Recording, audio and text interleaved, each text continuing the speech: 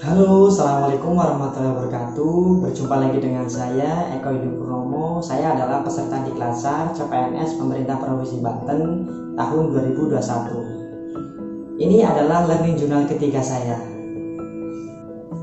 Kali ini saya akan menyampaikan mengenai review materi pada agenda yang pertama.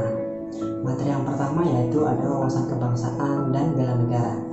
Pada materi ini kami belajar mengenai sejarah perkembangan kebangsaan di Indonesia, di mana dimulai pada berdirinya organisasi Budi Utomo, kemudian ada lagi sejarah Sumpah Pemuda, ada lagi organisasi PPPKI, kemudian PPPKI, dan banyak sekali organisasi pergerakan lain yang akhirnya memunculkan kemerdekaan di negara Indonesia kita ini.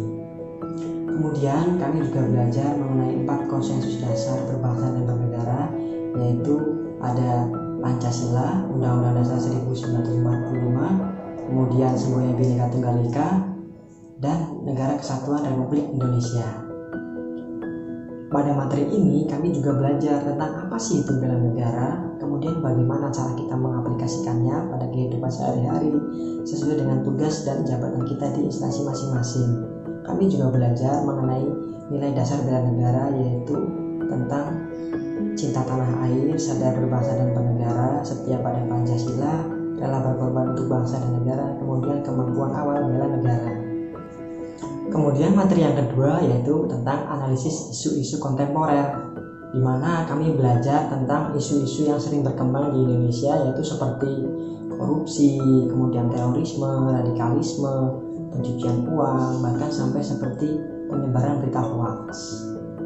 Kemudian setelah kami mempelajari isu ini, kita juga belajar bagaimana cara kita menganalisis dan mencari solusinya. Di sini kami juga belajar tentang teknik analisis, yaitu ada berbagai metode seperti metode USG, kemudian metode Fishbone, dan juga ada metode SWOT. Nah, di sini saya mencoba untuk menganalisis tentang materi isu penyebaran hoax di instansi saya bekerja.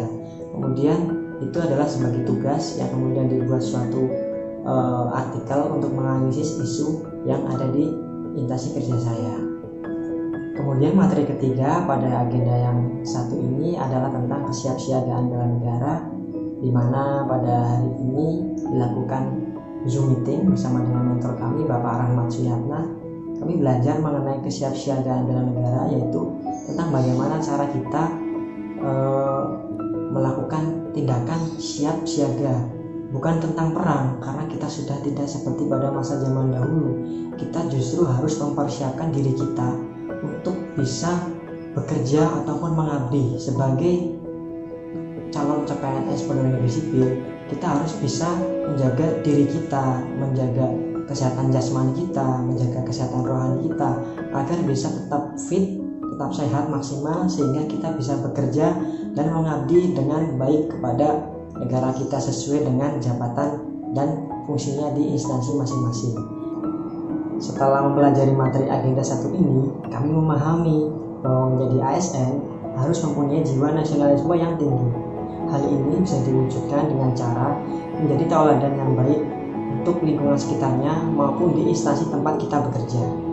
Untuk mempunyai jiwa nasionalisme nggak susah kok. Kita nggak harus berperang seperti zaman dahulu. Kita cukup melaksanakan tugas dan kewajiban kita sebagai ASN, yaitu menjadi pelaksana kebijakan pemerintah dan juga pelayanan publik. Kita melayani rakyat Indonesia tanpa perlu membedakan dari mana mereka berasal, dari agama, ras, suku, ataupun golongan mereka.